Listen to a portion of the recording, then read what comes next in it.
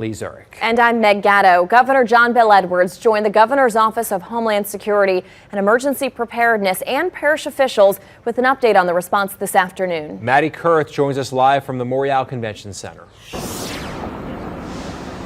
Look, Lee and Meg, the Corps stressed that the biggest need for southern Louisiana right now is a really good soaking rain. Commander Cullen Jones saying that we'll need to see rainfall totals of about 10 inches across the entirety of the Mississippi River Valley to really see any movement on this saltwater intrusion. And that type of weather is just not in the forecast anytime soon. So in the meantime, the Corps plans to barge in 15 million gallons of fresh water collected up the Mississippi River and ready for transport next week. The barge will then turn around and refill as soon as possible as needed. The bottled water has been ordered by the governor's office. Governor John Bel Edwards emphasizing that this is not a nationwide crisis. He says there's no need to buy large amounts of water in preparation, but he did note that this is a crisis with an open end.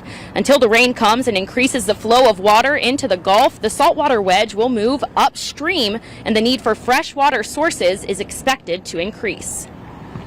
And that's going to be the critical coordination that we're having with them at that location, what the treatment facility managers need so that we're making sure that we're delivering the right amount. So over time, we're going to increase our capacity to deliver and their needs are going to increase.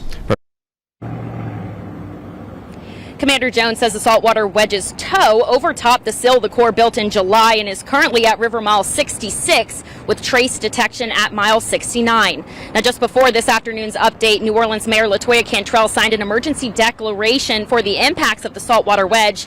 Mayor Cantrell says her administration is monitoring the more than 50,000 lead pipes across the city. Coming up later in the show, I'll share more of the health risks that officials are looking out for the most and who will be most impacted by the saltwater intrusion. Live in New Orleans, Maddie Kurth, Fox 8, Local First. All right, Matt.